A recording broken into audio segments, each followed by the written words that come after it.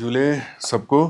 और आज मैंने सोचा कि बहुत दिन से आप सब लोगों के साथ मुखातिब नहीं हुए हैं और इस दौरान पिछले महीने भर में बहुत सारी गतिविधियां रहीं, डेवलपमेंट्स हुई, जिसके बारे में मैंने सोचा कि लोगों के, लद्दाख के लोगों के साथ चीज़ें साझा की जाएं। सबसे पहले तो जैसा सबको मालूम है 27 अप्रैल को लद्दाख में 2 ज़िले हुआ करते थे, 2 से 7 ज़िले हो गए और अभी महीना भर भी नहीं हुआ है इस चीज़ को। और हर ज़िले में जो ज़िलाधीश वहाँ पे नियुक्त किए गए हैं उन सबको हिदायत दी गई है एलजी साहब द्वारा, मेरे द्वारा, कि आप अपने अपने इलाके में विस्तार से दौरा करें, लोगों की जो परेशानियां हैं उनको समझें और जहां तक संभव हो उनके स्तर पे उनकी समस्याओं का निवारण करें। और आप सब लोगों ने देखा होगा कि पिछले 2-3 हफ्तों के अंदर हर ज़िले में जो नए ज़िलाधीश हैं, चाहे वो द्रास से हम शुरू करें या जो नए ज़िले बने हैं, नुब्रा है या ज़ांस्कार है या चांगथांग है या शाम डिस्ट्रिक्ट है, उसमें जो ज़िलाध्यक्ष हैं उन सबों ने अपने अपने इलाके में बहुत ही विस्तार से दौरा करना शुरू किया। जो विकास के कार्य चल रहे हैं ज़िलों के अंदर उनका आंकलन किया और लोगों की समस्याओं का उनसे रूबरू होकर समझने की कोशिश की और उसका निपटारा यथासंभव हो वो करने लगे। इसका देखिए सबसे बड़ा जो फ़ायदा लोगों को मिलने लगा है वो ये है कि तमाम लोगों को लेह कई 100 किलोमीटर चल के आना पड़ता था या करगिल चल के जाना पड़ता था। अब वो सब ना करके उनके अपने ही ज़िला के हेडक्वार्टर में जो डिस्ट्रिक्ट मजिस्ट्रेट मौजूद हैं उनके साथ बातचीत करके छोटे मोटे जो उनकी रोज़मर्रा की समस्याएं हैं उसका निपटारा हो सके। अभी हाल में आपने देखा होगा डिविजनल कमिश्नर ज़ांस्कार गए। मैं 2 दिन का दौरा चुशूल तक वहाँ मैं गया और वहाँ रुक कर के आया रात भर और वहाँ लोगों के साथ बातचीत करी, गांव-गांव में रुकता हुआ आया।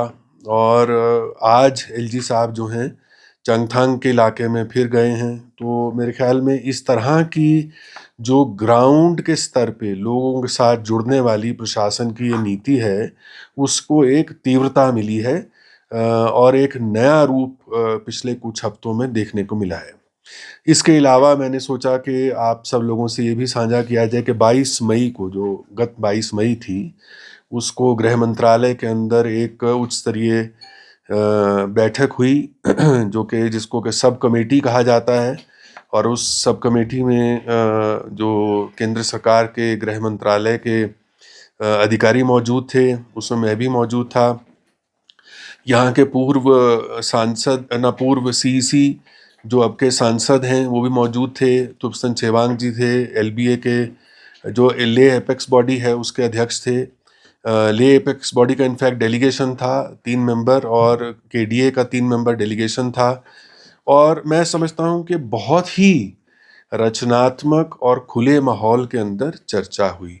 इनफैक्ट 22 मई की मीटिंग को अगर मैं 1 या 2 शब्दों में कहना चाहूँ तो ये एक ब्रेक थ्रू मोमेंट था जो कई महीनों से या बरसों से एक पॉलिटिकल डेमोक्रेटिक एस्पिरेशन और एक बातचीत चल रही थी और एक गुट अपनी बात एक तरीके से रखता था, दूसरा गुट अपनी बात दूसरे तरीके से रखता था और आपस में एक समन्वय की, जैसे कहते हैं, और एक आवाज़ में बात नहीं हो पा रही थी।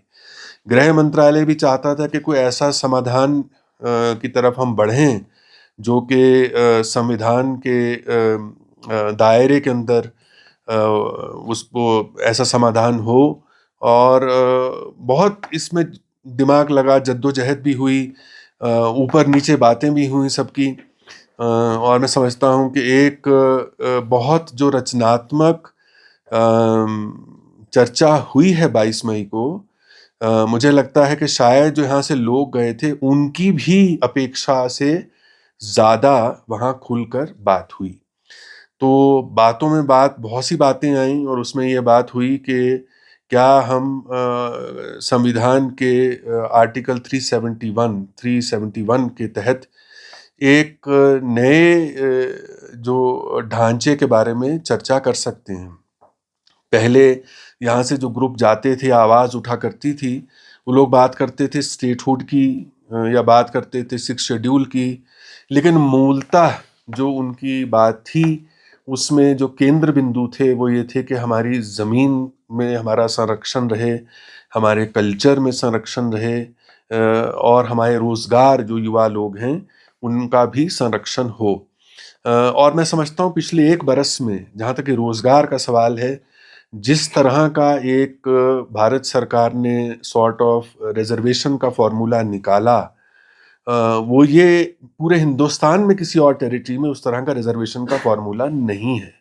तो इस बात और इसलिए रखा गया और इस बात पे सहमति बनी क्योंकि भारत सरकार ये मानती है कि यहाँ के युवा जो हैं उनकी एस्पिरेशंस को कहीं ना कहीं जो रोज़गार के मुतालिक हैं उसको एक तवज्जो देने की आवश्यकता थी। और पिछले महीनों में आपने देखा होगा इसमें जो रिक्रूटमेंट्स हैं उसमें बहुत तेज़ी पकड़ी है, चाहे वो ग्रुप बी की हों, ग्रुप सी की हों या ग्रुप ए के अंदर भी अब धीरे धीरे तेज़ी आ रही है।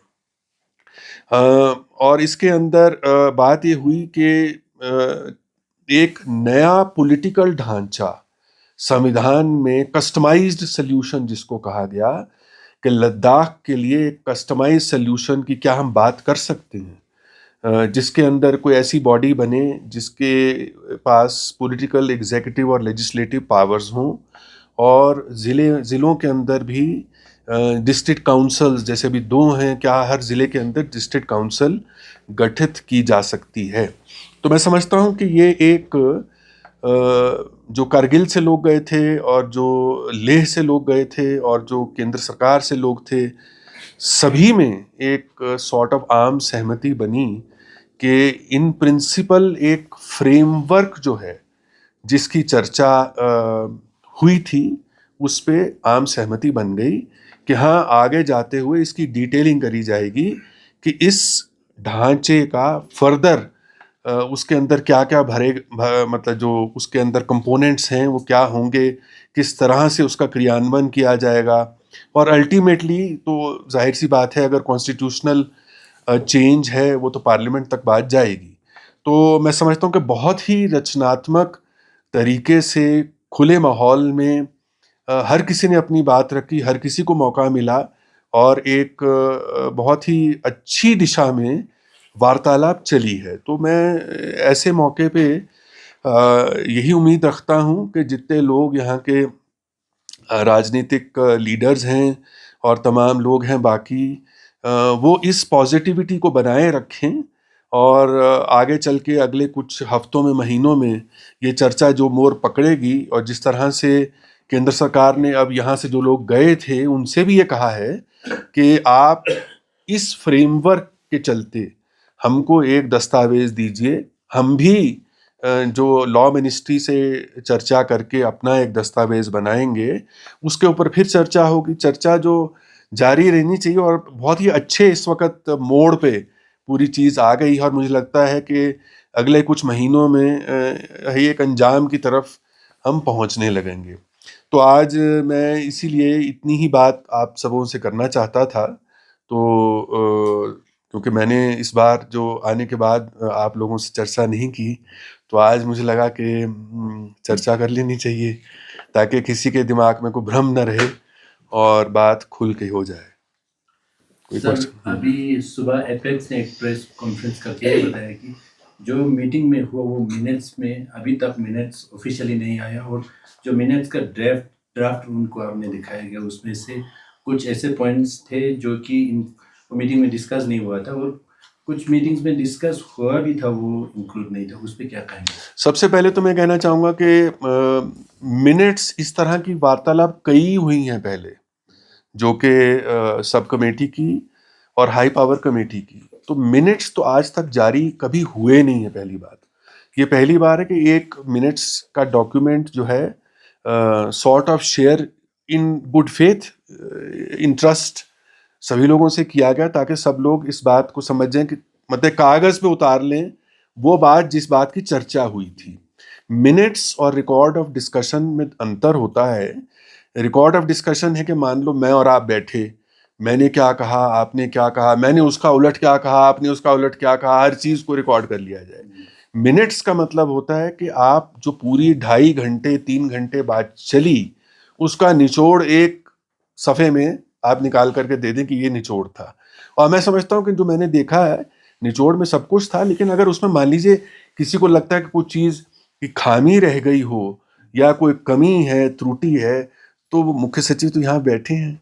तो ऐसा तो है नहीं कि हम किसी से मिलते नहीं, आप लोग आते हैं, सब लोग आते हैं, हमसे मिलते हैं, मिलकर अपनी बात रखें। मैं तो माध्यम हूँ, देखिए, यहाँ के लोगों के बीच में और केंद्र सरकार के बीच में, क्योंकि जो एक कड़ी दोनों तरफ है जुड़ी, यहाँ भी रहता हूँ मैं और उस मीटिंग में भी रहता हूँ। तो आकर के हमसे बात खुले माहौल में करें, ज़रूर हम बात केंद्र सरकार तक पहुँचाएंगे।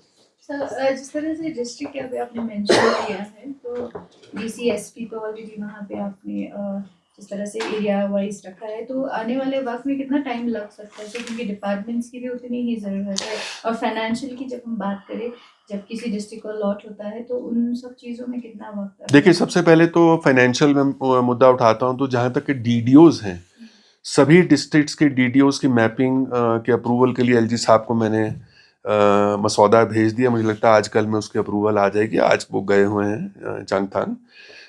और बजट जो हमारे फाइनेंस डिपार्टमेंट को है, उनको भी कह दिया है कि जो बजट सभी डिस्ट्रिक्ट्स में डीसीज़ को जो मुहैया होना चाहिए, वो हम प्रोपोर्शनेटली अवेलेबल करवा दें। जहाँ तक कि बाकी विभागों का सवाल है, देखिए, इसके अंदर आज की डेट में फ़िलहाल हमारा जो ढांचा है, उसमें एडमिनिस्ट्रेशन से लोग जम्मू कश्मीर से आते हैं, कुछ हमारे हैं यहाँ के, कुछ आईएएस के लोग वगैरह आते हैं। तो हमने अपने अधिकारियों से चर्चा ये की है कि हाँ, इस वक्त हमारे पास कमी है लोगों की, और उस कमी को आते समय में हम एड्रेस तो करेंगे। लेकिन फ़िलहाल अगर मैं मोटे तौर पे एडमिनिस्ट्रेशन के ढांचे को 2 में डिवाइड कर लूँ, तो एक रेवेन्यू एडमिनिस्ट्रेशन है और एक डेवलपमेंट एडमिनिस्ट्रेशन है।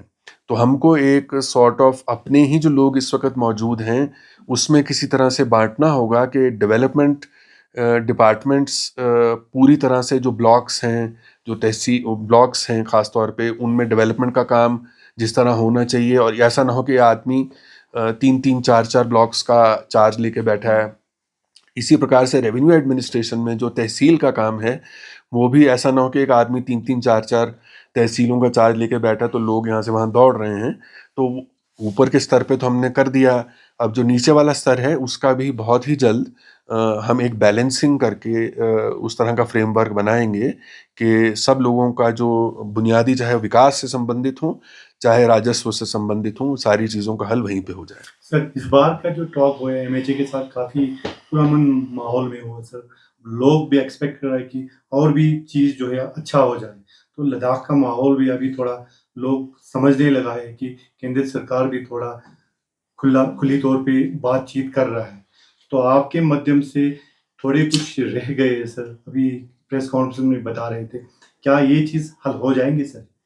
देखिए, मैं जहाँ तक मुझे आए अभी 5 महीने पूरे हुए हैं, और इन 5 महीनों में मैंने जितना लद्दाख के लोगों को, जनता को, राजनीतिक लीडर्स को समझा है, मेरी समझ में ये आता है कि ये एक इशू आपसी विश्वास का है, एक ट्रस्ट का इशू है। आप विश्वास के नज़रिए से आगे बढ़ेंगे तो सब द्वार खुलते चले जाएंगे। इस बार पहली बार देखने में आया कि एक विश्वास का माहौल बना, एक पॉजिटिव कंस्ट्रक्टिव एटमॉस्फेयर का माहौल बना। और पिछली मीटिंग में आपको याद होगा, जो हाई पावर कमेटी की मीटिंग हुई थी, उसमें मैंने लौट कर आने पे यही अल्फाज यूज़ किए थे कि it was a very positive and constructive meeting which was held in a democratic spirit. वही एक बुनियाद है कि अगर वो मीटिंग पॉजिटिव कंस्ट्रक्टिव हुई और डेमोक्रेटिक स्पिरिट में हुई, उसको आगे बढ़ाते हुए जो एचपीसी की सब कमेटी की मीटिंग हुई है हाल में, उसमें केंद्र सरकार के अधिकारियों ने बड़े खुल के बात करी कि ठीक है, आप लोगों की एस्पिरेशन स्टेटहुड की है, लेकिन आज की डेट में वित्तीय हालत इस तरह नहीं है, आपके अपने रिसोर्सेज ऐसे नहीं हैं कि स्टेटहुड इमीडिएटली आपको मिल पाए। हो सकता है लंबे अरसे में ये बात जो आप सोच रहे हो किसी न किसी दिन उसका भी एक स्वरूप निकल के आएगा। लेकिन ये बात जो आप कर रहे हैं, फिलहाल पिछली मीटिंग में हमने बात करी थी, उसकी बुनियाद आपको याद होगा पिछली मीटिंग में थी कि फाइनेंसेस आपके नहीं है, इसीलिए स्टेटहुड अभी संभव नहीं हो पाएगी। उसको आगे बढ़ाने के लिए फिर बात ये थी, तो अगर स्टेटहुड नहीं तो फिर ऐसा कौन सा स्वरूप हो सकता है? आप ये सोचिए, इससे ज़्यादा खुलेपन का प्रदर्शन और क्या हो सकता है कि केंद्र सरकार ने ऐसा मॉडल कस्टमाइज्ड उसकी चर्चा शुरू करी है जो कि पूरे हिंदुस्तान में और कहीं नहीं है। तो एक शुरुआत जिसकी पहल केंद्र सरकार द्वारा करी गई, अब 2 कदम आगे केंद्र सरकार ने बढ़ाए, तो मैं समझता हूँ कि यहाँ के लोगों को भी, जो लीडर्स जाते हैं, एक अच्छे माहौल में उसका रेसिप्रोकेशन करना चाहिए और 2 कदम वो आगे बढ़ाएं। तो इसी तरह से कदम बढ़ाते चले जाएंगे तो सब रास्ते खुलते चले सर जाएंगे। काफी रिफॉर्म्स देखे जा रहे हैं, जैसे प्लांटेशन हो गया, अभी चेक डैम्स बन रहे हैं, तो ये भी क्योंकि जैसे आपको पता है कि ट्रेन बिल्कुल ही अलग है अन्य हमारे और दूसरे भारत की जगहों से। सर इसमें क्या एक्सपर्ट्स को लेके या लोकली जो एक्सपर्ट्स हैं उनको भी रखा जा रहा है इन मामलों में, क्योंकि बहुत सारे ये भी कहना है कि जिस तरह के प्लांटेशन हो रहे हैं यहाँ पे वो सूटेबल नहीं है कहीं ना कहीं वेदर को लेके। तो इस तरह से किस तरह से काम चल रहा है सर, क्योंकि चेक डैम्स को भी लेके काफ़ी सवाल, और ठिकसे के जो वहाँ रहने वाले हैं उनके काफ़ी दिक्कतों का भी अभी हमें सुनने को मिला है, क्योंकि उनके पानी की काफ़ी दिक्कत आ रही थी उसमें। तो क्या कुछ कहेंगे? देखिए, मैं ये कहना चाहूँगा कि यहाँ के माननीय उपराज्यपाल महोदय जो हैं, उन्होंने आकर के सबसे पहले जो एक बड़े स्तर पे जिन चीज़ पे काम किया, वो चीज़ें हैं जिससे आम आदमी का रोज़मर्रा की ज़रूरतें जुड़ी हुई हैं। सर्दी के मौसम में यहाँ पानी की किल्लत हो जाती है, तो पानी को किस तरह से कंज़र्व किया जाए, पानी बहता चला जाता है और उसके बाद क्या हम चेक डैम के ज़रिए उसी पानी को रोक के एक ऐसा पानी का स्रोत बनाएं जो कि इरिगेशन के लिए भी इस्तेमाल हो और जो कि पानी पीने के लिए भी लोग इस्तेमाल कर सकें। प्लांटेशन का जहाँ तक सवाल है, वो भी बड़े पैमाने पे करी जा रही है और इसमें तो कोई भी नहीं कह सकता कि ये नहीं होनी चाहिए। हाँ, इसमें ज़रूर है कि ज़्यादातर मेरे ख्याल 95% प्लांटेशन जो करी गई है उसमें लोकल स्पीशीज़ जो विलो, एप्रिकॉट, इस तरह के प्लांट लगाए गए हैं और एक्सपेरिमेंट के तौर पे नए कुछ प्लांट्स को भी एक्सपेरिमेंट किया जा रहा है।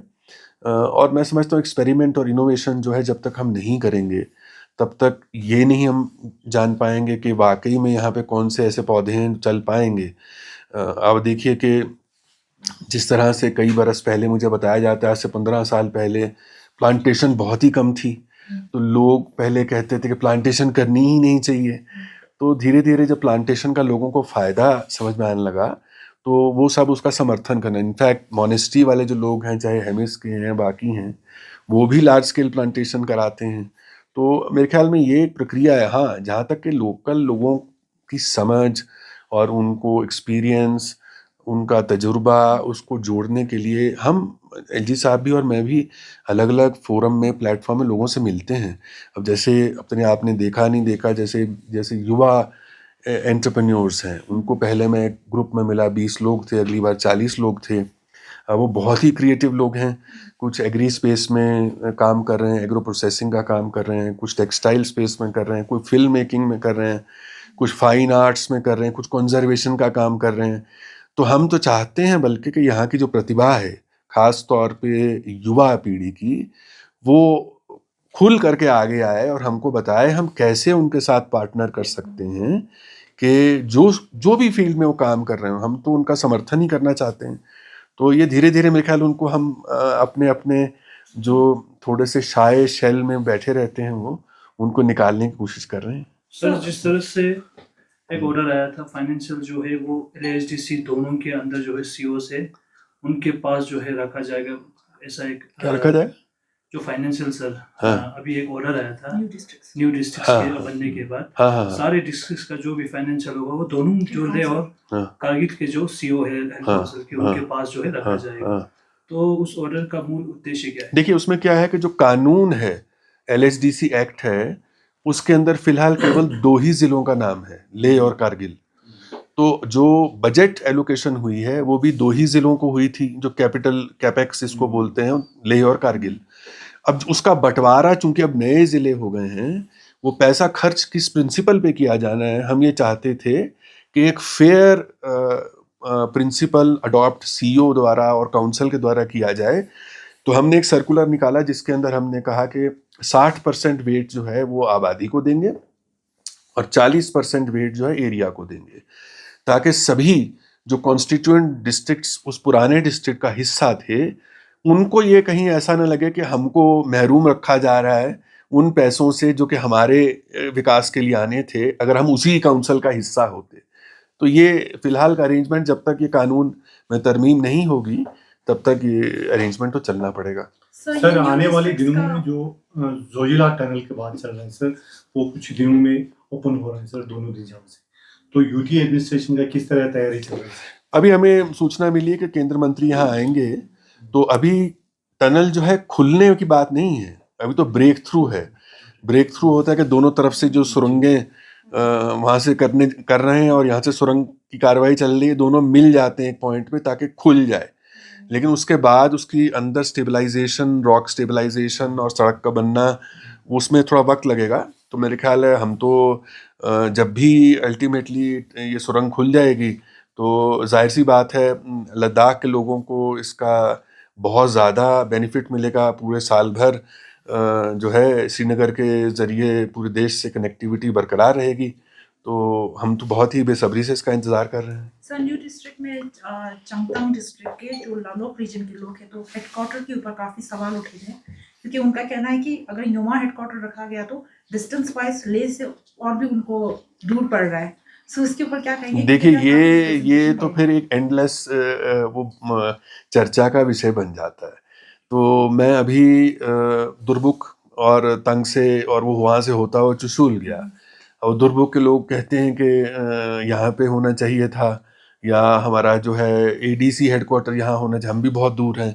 अभी इतना बड़ा इलाका है तो कहीं ना कहीं थोड़ी बहुत दूरी तो होगी ही, लेकिन मैं समझता हूँ कि एक शुरुआत करी गई है, नए डिस्ट्रिक्ट बने हैं, उनको अभी 1 महीना भी नहीं हुआ, लोगों को थोड़ा सा वक्त देना पड़ेगा। डिस्ट्रिक्ट मजिस्ट्रेट हमने युवा लोग लगाए हैं, नौजवान हैं और जज्बे वाले हैं, वो कुछ करना चाहते हैं, उनको मौका दें, कुछ महीने का देखते हैं कि लोगों को कैसा महसूस होता है। सर कल लद्दाख मेडिकल एसोसिएशन ने एक प्रेस कॉन्फ्रेंस में ये बताया कि जो लद्दाख यहाँ पे एक मेडिकल कॉलेज है उसका अभी तक कोई प्रोग्रेस नहीं है, तो उसका स्टेटस क्या है सर? ये भारत सरकार में, देखिए भारत सरकार के अंदर अभी वो एक एक्सपेंडिचर फाइनेंस का मेमो बनता है, वो अभी बन के फिर उसके बाद उसका अप्रूवल वित्त मंत्रालय से होगा। लेकिन हमारे जो अधिकारी हैं, सेक्रेटरी हेल्थ हैं, वो कॉन्स्टेंटली केंद्र सरकार के जो स्वास्थ्य मंत्रालय है उसके साथ इन टच हैं, और एलजी साहब भी अगली बार जब जाएंगे तो मैं उनसे गुजारिश करूंगा कि स्वास्थ्य मंत्री से इस पे चर्चा करें। सर जिस तरह से एक इंजीनियरिंग कॉलेज भी बोला था सर करगिल में, तो उसका तो लोग कह रहे हैं कि कुछ आता ही पता ही नहीं, तो क्या नहीं, यहाँ क्या है ना कि बहुत जल्दी लोग हताश होने की तरफ बढ़ने लगते हैं। तो हताशा को, अब सारी चीज़ें जब एक पॉजिटिव तरफ बढ़ रही हैं, हमें हताशा को पीछे छोड़ना है, आशा की तरफ बढ़ना है। आशावादी होना बहुत अच्छी बात है, और जल्दबाजी इतनी नहीं होनी चाहिए कि भाई अभी आज ही मिल जाए, आज घोषणा हुई है तो मैं सोचता हूँ कि घर से निकलूँ और इंजीनियरिंग कॉलेज में घुस जाऊँ सीधे। तो बन जाएगा, उसको वक्त दीजिए। ऐसा तो नहीं कि कैंसिल हो गया है, थोड़ा वक्त लगता है, सारे प्रोसेसेस हैं सरकारी, उसमें जल्दी बन जाएगा, कोई ऐसी बात नहीं। ठीक है सर, टूरिज्म जिस तरह से प्रमोट कर रहे हैं यूटी लद्दाख, और हम ये पूछना चाहेंगे क्योंकि कई बार ग्रीवेंसेस सुनने को मिलता है, जैसे अगर काफ़ी टूरिस्ट नीचे से आते हैं तो यहाँ पे हाई ऑल्टीट्यूड की वजह से प्रॉब्लम भी है, तो किस तरह की मेडिकल फैसिलिटीज़ उनको दिए जा रहे हैं सर? और प्रमोशन के तौर पे जैसे देखा जाए तो टूरिस्ट को किस तरह की सुविधा अच्छी की जा रही है, क्योंकि लद्दाख जैसे ट्रेन में काफ़ी लोगों को मुश्किल भी होती है, तो क्या कहेंगे? देखिए, इसमें जिम्मेदारी एक तो जो ट्रैवल ऑपरेटर्स हैं, होटल ओनर्स हैं, उनकी है। एक जो टूरिस्ट आता है उसकी खुद की एक जिम्मेदारी है। अब मान लीजिए पहले दिन ही आते ही 11,500 फुट पे आप आ गए हैं और एक्साइटमेंट में आप निकल के सीधे ही खारदुंगला पहुंच जाएं वहाँ कूदा फांदी करने लगें तो उसमें फिर सांस तो फूलेगा। तो इसमें तो कोई दो राय है नहीं। अब मैं कल खुद ही बस 11.5 फुट पे तो रह ही रहा हूँ। अब चुशूल गया मैं और सारा दिन चल रहा था। चुशूल में रात को मुझे नींद ही नहीं आई। वो 15,000 फुट पे, यहाँ से 4,000 और ऊपर हो गए। तो ये आदमी को जो आने वाला है उसको भी सोचना चाहिए कि भाई आप जहाँ जा रहे हैं, ये कोई शिमला जाने वाली बात तो है नहीं। आप ऐसी जगह जा रहे हैं जहाँ ऊंचाई पे है। ऊंचाई में जाने के थोड़ा सा सब्र चाहिए जी होता है। सर, ले मार्केट जैसे बहुत बड़ा अभी यूएसपी हो गया है, लाइटिंग्स काफ़ी अच्छे, तो टूरिस्ट आना पसंद करते हैं शाम को और कुछ ना कुछ इवेंट्स चलता रहता है, तो ट्रैफिक जैम की वजह से लोकल्स को भी और टूरिस्ट को भी काफ़ी दिक्कतों का सामना करना पड़ता है क्योंकि पार्किंग भी नहीं है। सर उसको किस तरह देखा जाए? इसमें देखिए आज ही इत्तेफाक की बात है कि हमने चर्चा करी है हमारे जो अर्बन डेवलपमेंट के डायरेक्टर जो हैं डीसी भी हैं और उनके तमाम अधिकारियों के साथ कि एक जो सेंट्रल मार्केट जो हब है हमारा पूरी एक्टिविटी का, उसके आसपास के पूरे दायरे को एक बार देखा जाए कि क्या हम ऐसा पार्किंग का अरेंजमेंट कर सकते हैं कि वो पूरा एरिया जो घूमने वाला उसके आसपास का है, मेन मार्केट के आसपास का, उसमें पेडेस्ट्रियनाइजेशन हो जाए। इसका मतलब पेडेस्ट्रियनाइजेशन होने के लिए आपको पार्किंग की सुविधा देनी पड़ेगी। तो क्या हम पार्किंग को ऐसे स्पेसेस बना सकते हैं जिससे लोग पैदल उस इलाके में घूम पाएँ और कोई ऐसा ट्रैफिक जैम ना हो। इसके अलावा जो एक बस स्टैंड है, उसके बाद एक और मतलब सिडको का और एक और बस स्टैंड है, उसके बाद एक और जहाँ लॉरियाँ सी खड़ी रहती हैं और उसके ऊपर जाके बॉम्ब गार्ड या कहाँ पे उसके आगे जाके एक और खुला सा मैदान है जहाँ पे ट्रैफिक पार्किंग के लिए डेवलप हो रहा है। तो वो भी हमने कहा है कि इंटीग्रेटेड प्लान बनाएं कि टैक्सी स्टैंड एकदम अलग हो, जो ट्रक्स हैं या छोटे ट्रक हैं वो अलग उनकी पार्किंग हो, और जो बाहर से टैक्सियाँ आ रही हैं उनकी हम अलग से कहीं पार्किंग का इंतज़ाम कर सकें ताकि वो चोक ना करें। मतलब लोग फिर मतलब नेचुरली अगर वहाँ इतने सारे लोग जा रहे हैं मार्केट में और वहाँ ट्रैफिक जैम हो जाए तो दिक्कत का तो सर एक और सवाल, जिस तरह से Ladakh being a very demographically different, Ladakh का कोई ऐसा स्पॉट हो जैसे हॉट स्पॉट होता है जो वाइल्ड लाइफ के लिए बहुत इंपॉर्टेंट होता है।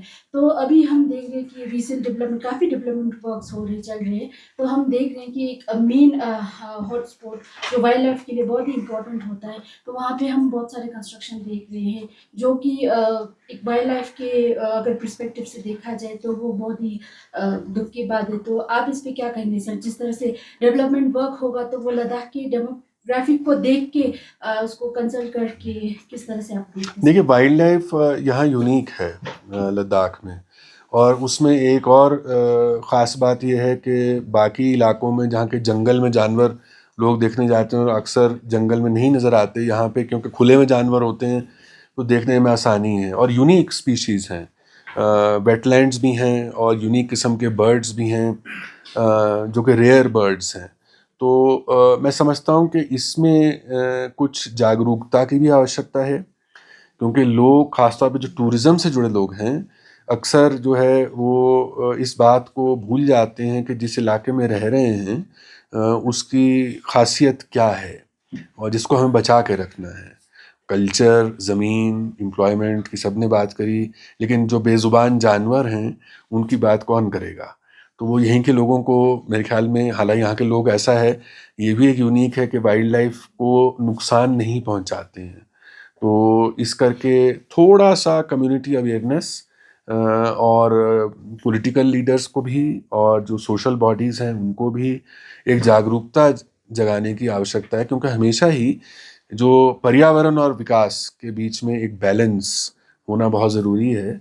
और मेरे ख्याल में लद्दाख का जो डेवलपमेंट का मॉडल है उसमें दोनों में बैलेंस बनाकर ही हम चलेंगे। सर वेटलैंड की बात करें तो सर लद्दाख में कुछ 400 प्लस स्पीशीज जो आते हैं सर, हार्डली 300 जो है वो स्टे करते हैं सर, हार्डली 1 या 2 महीने, वो सारे इंडस बेल्ट एरिया ही करते हैं सर। तो यहाँ पर एक गाँव है सर चुशोट, वहाँ पर भी एक बहुत बड़ा एक वेटलैंड हम देखने के लिए भी गया था, हमने शूट भी किया था रिसेंटली। एलजी साहब से भी हमने इस बारे में थोड़ा विषय में बात की, तो इस पे क्या प्रोग्रेस हो रहा है, किस तरह की यूटी गवर्नमेंट का इनिशिएटिव? नहीं, जो हमारा वाइल्ड लाइफ विभाग है और जो पर्यावरण वाला विभाग है वो इसके ऊपर जागरूकता के लिए और यूं भी बाकी संरक्षण के लिए प्रतिबद्ध है। अभी हाल में ही एलजी साहब ने एक वाइल्ड लाइफ सोसाइटी के गठन का अनुमोदन दिया है और ये जागरूकता और लोगों को, बाहर के लोगों को भी साथ में जोड़ने के लिए हम कुछ 4-5 जो स्पीशीज़ हैं उन पे फोकस कर रहे हैं, जैसे कि ब्लैक नेक क्रेन है, वेटलैंड्स हैं, जैसे कि ब्राउन बियर है और जैसे स्नो लेपर्ड है।